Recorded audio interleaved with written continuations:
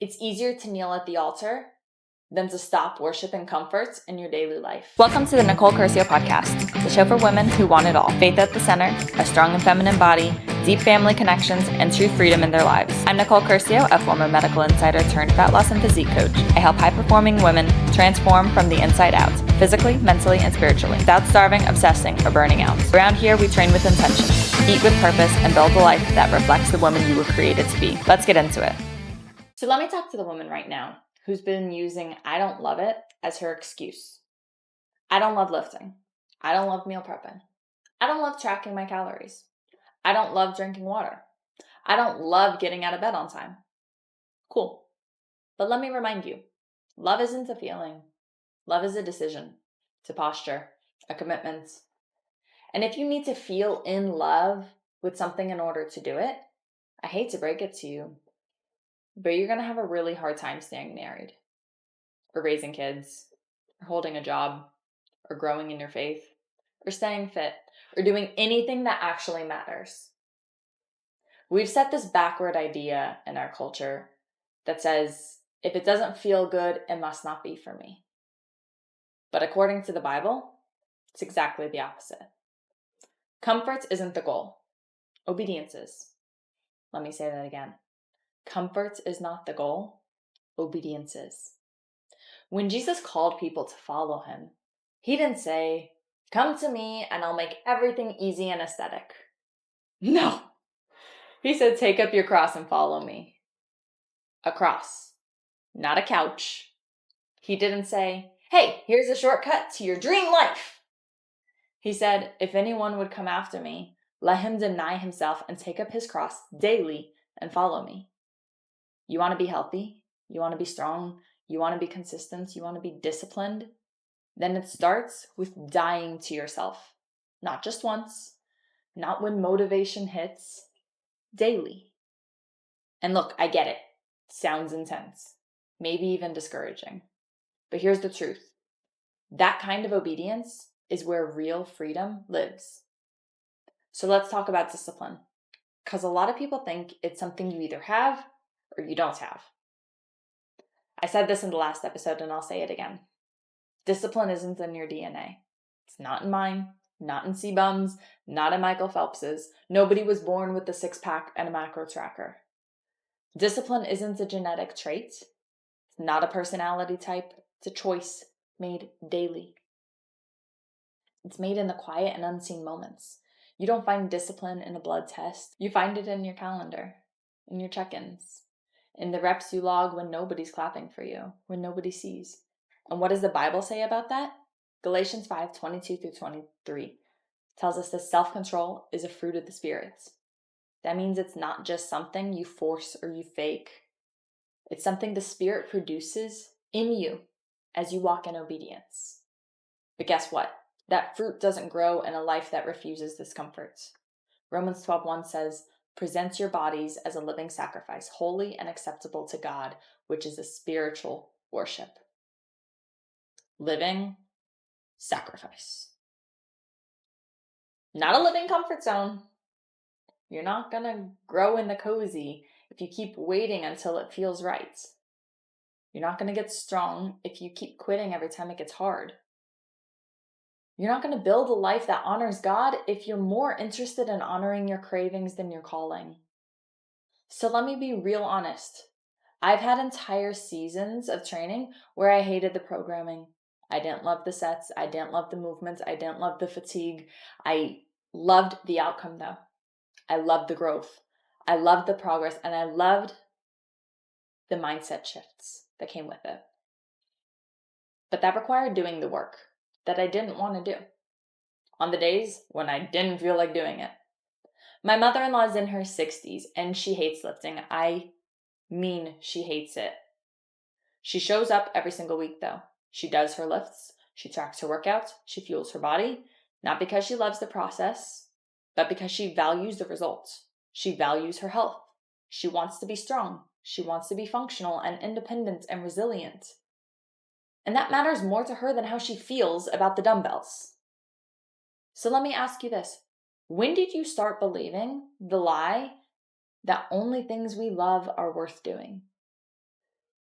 When did we let our emotions start running the show? If we're believers, we are not led by our flesh. We are led by the Spirit. And the Spirit leads us into discomfort, through discipline, out of bondage. Think about Hebrews 12:11. No discipline seems pleasant at the time, but painful. Later on, however, it produces a harvest of righteousness and peace for those who have been trained by it. You want peace? You want righteousness? You want freedom from guilt, shame, frustration, and fatigue that's been chasing you? Then you've got to stop running from discipline.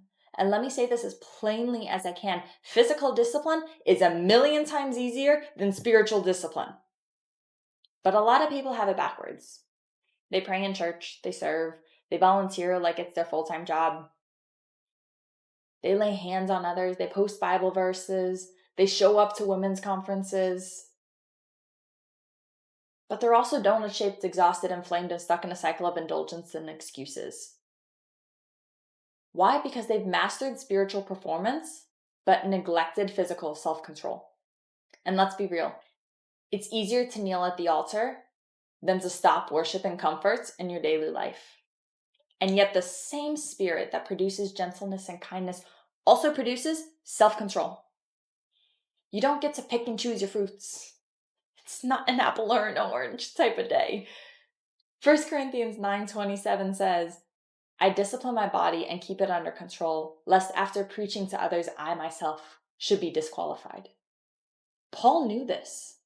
He wasn't talking about dieting for summer. He was saying, if I don't train my body with the same seriousness as my soul, I can't lead anyone. Physical discipline and spiritual maturity are connected. Not because your abs get you into heaven, but because your ability to say no to the flesh in the fridge reflects your ability to say no to the flesh in your life. So let's be honest. The listen to your body narrative, it isn't holy. If your body's been trained by comfort, cravings, culture, chaos, your intuition is probably lying to you. The flesh doesn't crave righteousness. The flesh craves what's easy, what's fast, what's sugary, what's in the fridge, what's scrolly. Is that even a word? It craves what's passive. But that's not where transformation happens. Romans 8:13 says, if you live according to the flesh, you're going to die. But if by the Spirit you put to death the misdeeds of the body, you will live. Put to death the misdeeds. Not hug them, not validate them, not normalize them. Crucify them. And let me be super clear. I'm not saying you need to hate your body or punish yourself or become some robot with no emotions. I'm saying your feelings aren't the highest priority in your life. God is. So what does he say? He says your body is a temple. He says honor him with it. He says steward it well. He says train it for godliness. He says run your race in a way that wins the prize. And he says that all of this requires self-control. So no, you're not supposed to love every minute of this. But you're supposed to surrender every minute to him. Even the ones that feel hard. Especially the ones that feel hard. Because that is where the growth happens. So here's what I want you to do this week. Honestly, ask God to search your heart. Where have you made comfort your idol? Write down your excuses, match them to Scripture. Let the Word tell you what's really true. And choose one act of obedience you've been avoiding, and choose to do it anyway. Whether it's lifting, meal prepping, going for a walk, drinking your water, getting to bed on time, waking up with your first alarm, do it. Not because you love it, but because He's worth it. And pray for the fruit of the Spirit. And train like someone who's being sanctified. Because discipline isn't something you manufacture. It's something that grows when you walk closely with Him. Now remember, you weren't made for easy. You were made to be holy. And holy requires hard. So let's stop romanticizing comfort. Let's stop bowing to our cravings. And let's stop waiting to love it before we obey. Jesus didn't love the cross, but He endured it. What future version of you is waiting for you to stop babying yourself and start showing up like the woman you were designed to be? Strong, sexy, and unapologetically confident. That's the goal. Now go lift heavy, eat like you mean it, and act like the woman you're becoming. Talk soon.